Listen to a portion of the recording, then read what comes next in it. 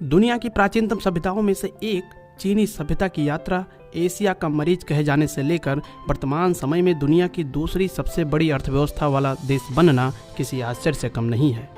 आज जब दुनिया के निर्यात का एपिसेंटर कहे जाने वाले चीन की अर्थव्यवस्था डिफ्लेशन के जाल में फंसती जा रही है, ऐसे में चाइनीज़ डेवलपमेंटल पॉलिसी को जानना आवश्यक हो जाता है कि आखिर कैसे खाने के एक एक दाना एकत्रित करने वाला तत्कालीन चीन आज बड़ी बड़ी मशीनों के कलपुर्जे से लेकर सॉफ्टवेयर तक का निर्यातक बन गया। नमस्कार, आज के इस वैश्विक मुद्दे पर आधारित एपिसोड में आप सभी का स्वागत है। मेरा नाम है हरिओम। वर्ष 1949 की चीनी क्रांति के बाद कम्युनिस्ट चाइना की स्थापना हुई, जिसने ऐसी नीतियों को शुरू किया जो अर्थव्यवस्था को दयनीय स्थिर राज्य द्वारा नियंत्रित बेहद अक्षम और वैश्विक अर्थव्यवस्था से अपेक्षाकृत अलग थी। 1970 के दशक में पाकिस्तान की मदद से अमेरिका से नज़दीकी बढ़ने के बाद चीन में चाइनीज़ लिबरलिज्म की शुरुआत हुई। आज से वहीं 45 साल पहले आर्थिक सुधारों और व्यापार उदारीकरण की शुरुआत से चीन में विदेशी निवेश बढ़ना आरंभ हुआ। चीन ने प्राथमिक क्षेत्र को मजबूती देने के लिए जमीनी स्तर पर कार्य करना प्रारंभ किया। इसके लिए किसानों को बिना कोलेटरल लोन देना, उनकी स्थितियों में सुधार हेतु नीतिगत सहायता करना, युवा जनसंख्या को कौशल देना ताकि वह वैश्विक कुशल श्रमिकों की मांग को पूरा कर सके, ग्रामीण क्षेत्रों में इंडस्ट्री लगाना, रियल एस्टेट को बढ़ावा देना, बैंकिंग सिस्टम को मजबूत करना, शेयर बाजार का माहौल बनाना, पश्चिमी देशों से तकनीकी सहायता प्राप्त करने पर जोर देना, ये कुछ ऐसे कदम थे जिसने चाइनीज़ इकोनॉमी में एक अप्रत्याशित वृद्धि किया है। चाइनीज़ रेवोल्यूशन के बाद और वर्ष 2000 तक चाइनीज़ लोगों ने परिश्रम की पराकाष्ठा पार कर दी। प्रत्येक चाइनीज़ एक समय में एक से अधिक नौकरी करता था ताकि राजस्व संग्रहण द्वारा देश में प्रॉस्पेरिटी बढ़ाया जा सके। इन सुधारों के बाद चीन की लड़खड़ाती अर्थव्यवस्था में अचानक बूम आना प्रारंभ हुआ। जिस चीन की कुछ $100 बिलियन इकोनॉमी में विकास दर औसत 4% हुआ करती थी, इन आर्थिक सुधारों से मल्टी ट्रिलियन डॉलर की इकोनॉमी होने के बाद भी औसत वृद्धि दर कई दशकों तक 10% से अधिक हुई। इस तरह की वृद्धि ने चीन को औसतन हर 8 सालों में अपनी जीडीपी दोगुना करने में सक्षम बनाया, जिसने 800 मिलियन लोगों को गरीबी से बाहर निकालने में मदद की। चीन ने अपने आसानी से उपलब्ध लेबर फोर्स का प्रयोग सस्ता और डुप्लीकेट सामानों को बनाने में किया, जिसका परिणाम यह हुआ कि चीन दुनिया के अधिकतर देशों का सबसे बड़ा व्यापारिक भागीदार बन गया। साथ ही चीन अमेरिका और भारत जैसी अनेकों बड़ी अर्थव्यवस्थाओं के साथ ट्रेड सरप्लस में पहुंच गया। अर्थात चीन इन देशों से सामानों को जितना खरीदता नहीं है, उससे ज़्यादा बेचता है। वर्तमान चीन $18 ट्रिलियन की इकोनॉमी के साथ अमेरिका के बाद दुनिया की दूसरी सबसे बड़ी अर्थव्यवस्था बन गया। परचेजिंग पावर पैरिटी के आधार पर दुनिया की सबसे बड़ी अर्थव्यवस्था, वस्तुओं का निर्यातक, विदेशी मुद्रा भंडार का सबसे बड़ा धारक है। आगे बढ़ने से पहले यह जानना आवश्यक है कि आखिर डिफ्लेशन या अपस्फीति क्या होता है। दरअसल यह मुद्रास्फीति, जिसे बोलचाल की भाषा में महंगाई कहा जाता है, के विपरीत की स्थिति होती है। जैसे महंगाई में दिन प्रतिदिन वस्तुओं की कीमतें बढ़ती जाती है, अपस्फीति में वस्तुओं की कीमतों में लगातार गिरावट आती है। अर्थात जब महंगाई की दर 0% से भी नीचे चली जाए, ऐसी स्थिति को डिफ्लेशन कहा जाता है। लगातार कम होती कीमतों को देखते हुए उपभोक्ता इस उम्मीद से खरीदारी और उपभोग के फैसले टालता रहता है कि कीमतों में और गिरावट आएगी। ऐसे में समूची आर्थिक गतिविधियां कमज़ोर पड़ जाती हैं। डिफ्लेशन की स्थिति में सरकार को ज़्यादा रुपए छापने होते हैं। ज़्यादा मुद्रा छापने से अर्थव्यवस्था में पैसा बढ़ जाता है और लोगों के पास खर्च के लिए अधिक रकम उपलब्ध हो जाती है, जिससे उस देश के मुद्रा की ग्लोबल वैल्यू भी कम हो जाती है। मांग में कमी आने पर निवेश में भी गिरावट देखी जाती है, जिससे विनिर्माण क्षेत्र भी प्रभावित होता है, जो रोजगार का मुख्य साधन है। अंततः बेरोजगारी बढ़ जाती है, जिससे संपूर्ण अर्थव्यवस्था प्रभावित होती है। आइए जानते हैं कि चीन में डिफ्लेशन आने के मुख्य कारण क्या हैं। नंबर 1, जीरो कोविड कहर।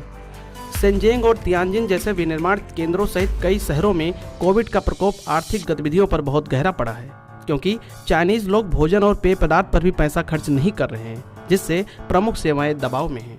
ऊंची ब्याज दरों, महंगाई और यूक्रेन में युद्ध के कारण देश और विदेश की मांग में गिरावट आई है। नंबर 2, बीजिंग द्वारा उठाए जा रहे कदम पर्याप्त नहीं। बीजिंग में स्मॉल बिजनेसेस, इंफ्रास्ट्रक्चर डेवलपमेंट और रियल एस्टेट को बढ़ावा देने के लिए लगभग $230 बिलियन के मदद की घोषणा की गई, ताकि बुनियादी ढांचे में निवेश बढ़ाया जाए, घर खरीदारों, प्रॉपर्टी डेवलपर्स और स्थानीय सरकार की मदद की जाए, जिससे डिफ्लेशन की स्थिति से बचा जा सके। नंबर 3, चीन का प्रॉपर्टी बाजार संकट में। कमजोर रियल एस्टेट गतिविधि और आवास क्षेत्र में नकारात्मक धारणा ने निस्संदेह विकास को धीमा कर दिया है। इससे अर्थव्यवस्था पर गहरा असर पड़ा है, क्योंकि इसमें योगदान देने वाले संपत्ति और अन्य उद्योग चीन के सकल घरेलू उत्पाद का 1/3 हिस्सा रखते हैं। रियल एस्टेट बाजार को बढ़ावा देने के बीजिंग के प्रयासों के बावजूद इस साल दर्जनों शहरों में घर की कीमतों में 20% से अधिक की गिरावट दर्ज की गई है। नंबर 4, जलवायु परिवर्तन से हालात बदतर होना। चरम मौसम का चीन के उद्योगों पर अस्थायी प्रभाव पड़ने लगा है। पिछले महीनों में दक्षिण पश्चिमी प्रांत सिचुआन और मध्य बेल्ट के चोंगकिंग शहर में भयंकर गर्मी की लहर और उसके बाद सूखा पड़ा। इससे एयर कंडीशनिंग की मांग बढ़ी, जिसने चीन में बिजली ग्रिड को प्रभावित किया, जो लगभग पूरी तरह से जल विद्युत पर निर्भर है। आईफोन, फॉक्सकॉन और टेस्ला जैसे प्रमुख निर्माताओं सहित कारखानों को कार्य करने के घंटों में कटौती करने या बंद करने के लिए मजबूर होना पड़ा। चीन के सांख्यिकी ब्यूरो ने कहा है कि पिछले कुछ महीनों से अकेले लौह और इस्पात उद्योग में मुनाफा पिछले साल की समान अवधि की तुलना में 80% से अधिक कम हो गया है। कई शहरों में असामयिक वर्षा होने से जलभराव की स्थिति उत्पन्न हो गई। इसने भी कई हफ्तों तक औद्योगिक कार्यों को प्रभावित किया।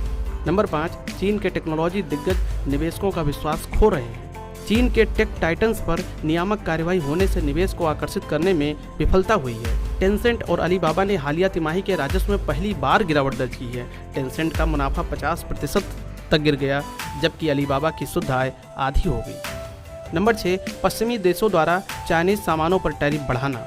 अमेरिका, कनाडा, ब्रिटेन और फ्रांस जैसे देशों ने चीन पर नियमों का मनमानी करने, विशेष रूप से बौद्धिक संपदा का आरोप लगाया है। साथ ही यह भी आरोप है कि चीन अपने सस्ते और डुप्लीकेट सामानों की डंपिंग अवैध रूप से करता है। इससे चाइनीज एक्सपोर्ट अनप्रेसिडेंटेड तरीके से प्रभावित हुआ है। नंबर 7, वन चाइना पॉलिसी और साउथ चाइना सी को लेकर आक्रामकता। चीन दुनिया के सभी देशों के साथ ही मल्टीनेशनल कंपनियों को भी वन चाइना पॉलिसी मानने के लिए बाध्य करता है।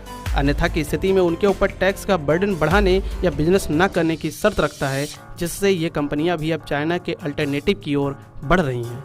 Xinjiang, Tibet, Taiwan, Hong Kong, Macau और साउथ चाइना सी में चीन की आक्रामकता ने विश्व समुदाय को बढ़ती आर्थिक औपनिवेशिक सोच के प्रति आगाह किया है।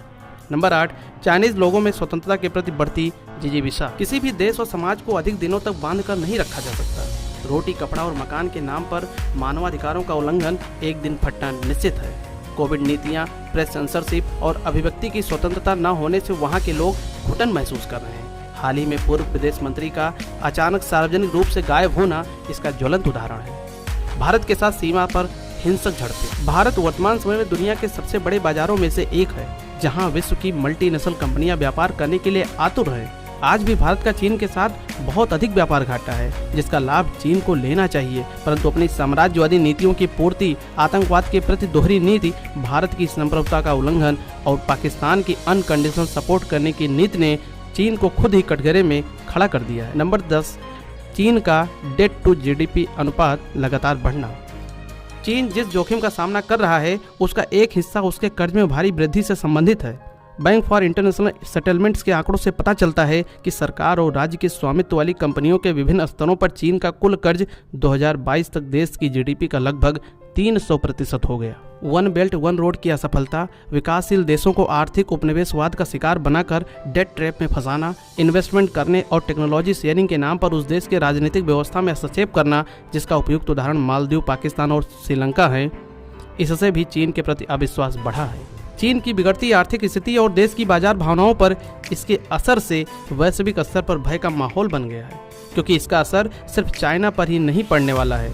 इसलिए कई प्रमुख कंपनियां जो विनिर्माण के लिए पूरी तरह से चीन पर निर्भर थीं, अब भारत, वियतनाम और थाईलैंड जैसे अन्य देशों में निवेश कर रही हैं। फिर भी चीन दुनिया का विनिर्माण केंद्र बना हुआ। हाल ही में वॉल स्ट्रीट जर्नल की रिपोर्ट के हवाले से अर्थशास्त्रियों ने संकेत दिया कि चीन विकास मंदी के एक लंबे चरण में प्रवेश कर रहा है, जो आने वाले कई वर्षों तक जारी रह सकता है।